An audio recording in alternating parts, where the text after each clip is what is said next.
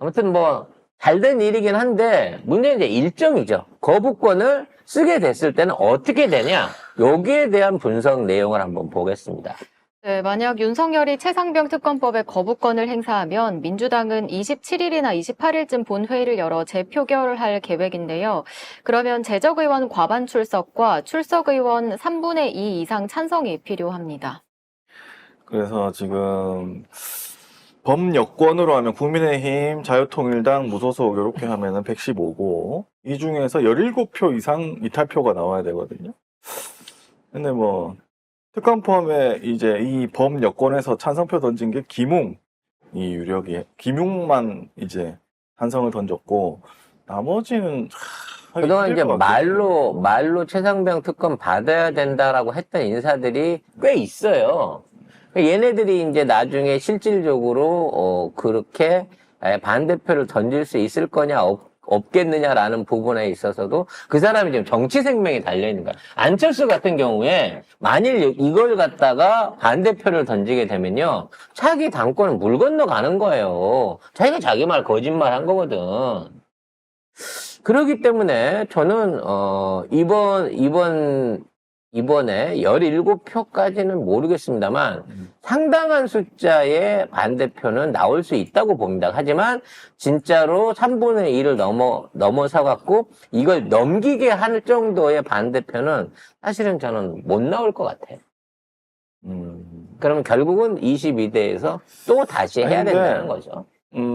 이재명 대표가 오늘 그랬습니다. 윤 대통령이 특검법 거부 안 할 거다. 왜냐? 범인이 아닐 테니. 이 얘기는 거부하면 네가 범인이야 라는 얘기랑 똑같은 거 아니겠습니까? 왜냐면 이게 윤석열 이거 대통령 후보 때 자 뭐라고 했습니까? 경상북도 선대위 출범식에서 떳떳하면 사정령 통해서 권력도 조사받고 측근도 조사받고 하는 것이지 특검을 왜 거부합니까? 죄 졌으니까 거부하는 겁니다. 진상을 밝히고 조사를 하면 감옥에 가기 때문에 못하는 겁니다. 라고 지가 얘기했기 때문에 만약에 거부하면 범인이 윤석열이다. 근데 뭐 윤석열은 워낙 뻔뻔하니까 이미 거부했잖아요. 이미 거부권을 날린 거나 그전에 마찬가지이기 때문에 뭐 그건 큰 의미가 없을 것 같긴 한데 문제는 낙천한 의원들 또는 당선이 안 된 지금 현역 의원들이 김진표처럼 마지막 가는 길인데 정말 내가 마지막에 스크래치 한번 내고 가야지 억울해서 이대로는 못 살겠다라고 할 수 있는 용기를 가진 의원들, 중진 의원들이 나올 거냐라는 부분인 거죠. 왜냐면 몰라요. 이거 무기명이기 때문에 몰라. 이게 누가 이거 던질지 모르거든요. 그 전까지 이제 그 좋은 자리 약속을 받아야 그래야지 뭘 하지. 아니면 안 돼. 그래서 이거는 이제 쉽게 말해서 퇴직연금을 챙길 수 있는 기회입니다. 얘네들 입장에서. 그래서 지금 이번에 이제 연임 못하고 떨어진 애들 있잖아요. 떨어진 사람들. 아니면 공천 못 받았거나. 공천을 못 받아서 삐진 사람들. 이 사람들한테 기관장이 됐든 뭐가 됐든지 간에 약속을 안 해주면요. 이 사람들이 이걸 찬성하고 갈 이유가 없어요. 근데 약속을 해줘도 믿을까? 응? 나는 그런 생각이 들어. 내가 만약에 문서라도 받겠지. 내가 만약 국회의원이면 이거 약속 안 지킬 것 같은데 어차피 내가 이거 안 해도 표도 안 나는데 이러면서 중요한 거는 누가 보증해 줄 거예요? 응? 누가 대표를 약속해 줄 거예요? 보증은 못하지만 누가 약속해 줄 거예요? 네. 누구한테 가서 저기 계약서 그 문제는 정확한 지적인데 지금 차기의 당권 주자나 원내대표가 안 나서 있기 때문에 누가 약속을 해도 이 약속은 공수표가 될 가능성이 높다는 거예요. 전화해야지 저쪽에. 응? 5층에 저기. 그럼 5층에서 아유 오빠 오랜만이에요.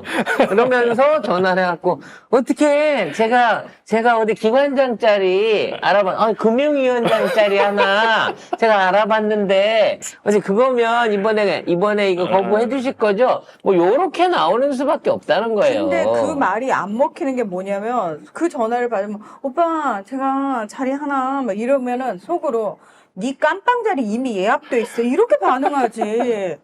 누가 지금 이미 저는 여기서 약속을 받을 수가 없다고 생각해요. 그러면 제가 봤을 때 제가 정치인이다. 제가 정계에 있다. 그러면은 어차피 윤석열 김건희는 끝났고 철컹철컹 할 거야.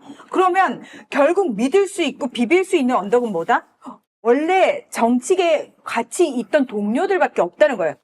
그래서 이거는 이제 4일 날부터 우리 진표가 이제 퇴직 여행, 수학 여행을 멋지게 가잖아요. 15일 동안. 졸업여행. 네, 마음 그러면 편하게. 일단 이제 20일까지는 안 들어와요.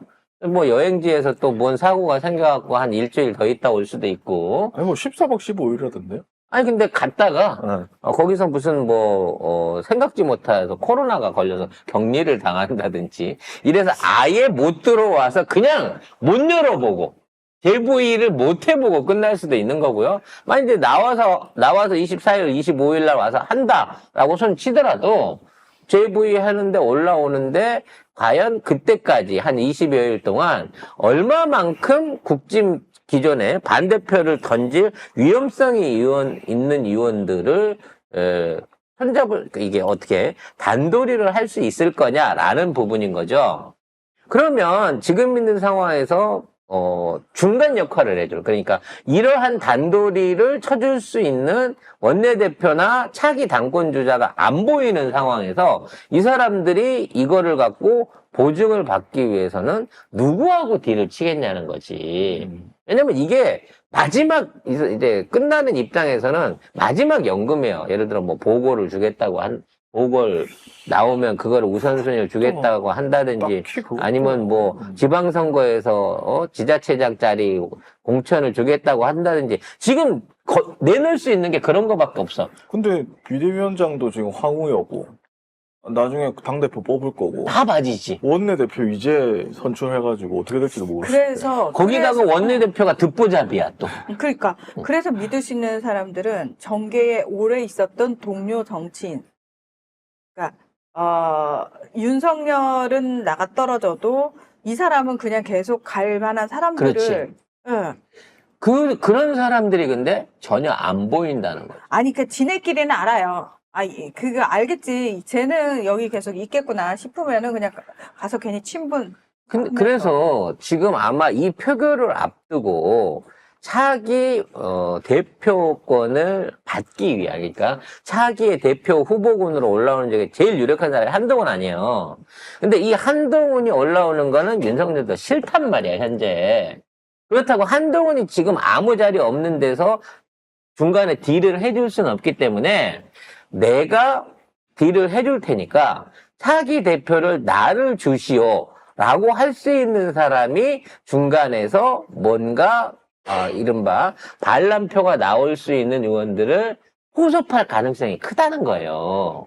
사실상의 당대표가 될 수 있는 티켓을 이번에 재부의를 막을 수 있냐 없냐를 놓고 그걸로 판단받을 수 있는 인물이 안에서 나올 거라는 거지. 안에서 나올 거라는 거죠. 그렇지. 안에서. 그래서 이제 김기현이 다시 돌아올 가능성은 거의 없어 보이고요. 장제원도 그런 쪽으로는 힘이 없을 것 같고 하기 때문에 이른바 초선인 이런 사람들은 안 돼. 초선 당선자나 이런 사람들은 안 되고 여권의 중진 의원들 중에 누군가가 제가 딜을 쳐보겠습니다라고 하면서 의원들을 만나러 다니면서 대신에 내가 이거 시켜주면 차기 당대표는 나 주는 겁니다. 라는 딜을 치기 위한 활동을 보여줄 사람이 드러날 것이다. 나경원밖에 없잖아, 그럼. 아니지. 나경원은 지금 나서갖고 못하지. 왜냐면 나경원이 차기 당대표가 된다는 확실한 보장이 없잖아. 지금도 2위밖에 안 되는 거고. 그렇기 때문에 나경원보다는 현역에 있는 중진 의원들 중에 이번에 연장한 사람. 그렇지. 당선됐고 그렇지. 좀 탄탄한 사람. 그래서 대구 경북 쪽에 연고를 갖고 있으면서 그러한 짓거리를 할 수 있는 아니 또는 강남 지역에서 이번에 연임에 성공한 중진 의원들 중에 누군가가 이번에 의원들을 만나가지고 딜을 치면서 결과적으로 차기 당권까지도 예약을 받는 이런 그림이 그려지게 될 거다라는 예상을 해봅니다. 그러니까 정신 없겠죠. 얘네들끼리는 지금 이거를 어떻게 재부의를 막을 것인가. 그러니까 거부권은 이미 써졌다고 보는 거고 재부의를 막기 위한 18표의 이탈표를 방지하기 위한 당근과 채찍이 난무할 것으로 보입니다. 근데 윤석열도 지금 지금 최상병 특검에 반대하면 안 되는 거예요. 뭐냐면 그것 때문에 졌잖아 사실. 최상병 특검 찬성이 지금도 67%가 나오고 있고 윤석열 지지율이 NBS로 27%로 지난주와 똑같거든요. 오늘 갤럽은 발표를 안 했지만은 어쨌든 이런 상태에서도 이거를 특검법을 반려한다. 이거는 그래서 자기한테 안 이게 좋을 텐데. 민주당 입장에서 꽃놀이 팬게 거부권 그러니까. 쓰면서 일단 한 번 더 빠지고요. 지지율은. 그 다음에 JV 올린 상태에서 저쪽 애들이 이걸 안 받음으로 인해서 두 번 또 빠지는 거예요. 그 상황에서 22대로 넘어가갖고 압도적인 숫자로 갖고 다시 밀어붙이게 되고 그때는 8표만. 그때는 8표만 섞으면 되거든요. 그냥 8명 됐고 전날 술 진탕 마시고 다음날 여기도 못 나가게 그냥 새벽까지 붙들고 술 먹으면 돼. 그럼 나도 할 수 있거든. 나도 그거 시켜주면 그렇게 술 먹일 수 있거든요. 그러니까 이런 방식으로라도 이제 22대 때는 통과를 시킬 수밖에 없는 상황이 된다는 거야. 그 과정 중에 두 번의 분열을 더 시킬 수가 있는 거죠. 그렇기 때문에 이거는 정말 정치적으로 꽃놀이패다, 민주당 입장에서는. 하지만 이게 통과가 된다, 재부의가 된다라는 가능성은 저는 80% 이하라고 봅니다.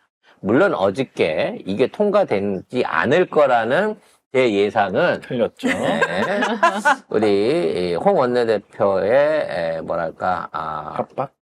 여권 스틸을 통해 가지고 어떻게든 이제 그거는 이뤄냈으니까 이제 요거를 이제 막기 위해 재부의 이후에 이 18표를 지키기 위한 국짐장의 혼란이 계속됨으로 인해 갖고 이게 앞으로 당권을 거래로 그러니까 차기 당대표를 놓고 거래하는 새로운 딜의 요소가 될 거라는 생각을 할 수 있을 것 같습니다. 뭐 꽃노래패라고 하기엔 좀 그렇긴 하죠. 사실 최병 특검 자체가. 근데 이제 이게 뭐냐면 민주당이 선거에 이겼기 때문에 민심을 충분히 반영하는 그런 민주당으로 다시 태어난 거다. 그러니까 저는 이 점을 들어요. 생각을 해보세요. 만일에 총선에서 우리가 이만큼 압승을 못 거두고 지금 같은 정도 뭐 170대 130 정도의 구도로 애매하게 됐었다고 치면 얘네들 이거 갖고 크게 고민할 필요 없어요. 왜 이번에 날리고 22대 와도 또 날릴 수 있다고 생각할 거거든. 근데 이걸 압도적으로 걸어놓고 있다 보니까 지금 같은 딜이 생기는 거고요. 이 꽃놀이패라고 하는 거는 최해병 관련된 얘기를 하는 게 아니라 민주당이 앞으로 이 정치 일정을 잡아가는 얘기를 하는 겁니다. 오해 내지는 그거 갖고 이상한 쪽으로 몰아가려고 하지 마세요. 더 중요한 건 뭐냐면 우리가 만일에 200석을 얻어가지고 얘네들의 의지나 분열에 관계없이 그냥 22대만 열리면 할 수 있다 그러면 쟤네들이 오히려 더 똘똘 뭉쳤을 거예요. 근데 지금 있는 상황에서는 애매해 숫자가. 그것도 10표도 안 돼. 8표 가지고 애매한 숫자에 있기 때문에 사실 이렇게 되면 8표라고 보기 힘들어요. 이준석이는 저쪽 편인 거 확인했기 때문에 11표를 가지고 우리가 승부를 봐야 되는 입장이기 때문에 애매하긴 하지만 그래도 지금보다는 좀 수월할 거라는 거지. 따라서 여기에 이 중요성 때문에 국짐 안에서는 이거 내 표의 가치가 크네. 내 역할이 크네라면서 개별적으로 반윤 세력들이 더 득세를 할 수 있는 기회가 생긴다는 겁니다. 그리고 우리 특검이 뭐 최상병 특검만 있어요? 이태원 특검도 있고 김건희 특검도 있고 계속 이어지고 있잖아. 대장동 특검도 있고 저축은행 특검도 있고 이 모든 것들마다 국짐은 계속해서 분열하게 되는 거예요. 특검이 새로 하나 올라올 때마다. 따라서 이런 방식으로 몰아붙이게 되면 어디서든 뚝이 한 번만 무너지고 저쪽 안에서 분열이 일어나서 특검이 통과되는 그 순간 사실상 윤석열은 하야를 해야 된다라는 상황이 나타나게 된다는 거죠. 하야가 아니지. 윤석열이 수사 대상이에요. 지금 이 특검법 수사 대상에 윤석열도 당연히 들어가는 거죠, 이 이거는. 수사에 대해서 좀 얘기를 해보시죠. 네, 이제 특검을 하게 되면은 일단 특검 한 명에다가 그 특검이 파견 검사 20명, 공무원 40명 이내로 파견 근무를 요청할 수 있거든요. 거기다 대통령은 특검이 추천한 3명의 특별 검사부 임명하고 특검이 40명 이내에 특별 수사관을 임명할 수 있는 조항도 있습니다. 그래서 최대 104명 정도 규모가 될 수 있습니다. 그 최순실 특검은 105명이었는데 뭐 비슷한 규모긴 한데요. 4명으로 하고 어차피 이번엔 안 될 거니까 22대 가서 특검 구성할 때 다시 설명하면 될 것 같고요. 요거에 관한 건 요 정도만 정리하면 될 것 같습니다. 이제부터 저쪽은 분열, 우리는 더욱 탄탄하게 내실을 다질 수 있는 요런 방향으로 양쪽이 양극으로 따로 나가고 있다라는 전조만 이해하시면 될 것 같아요.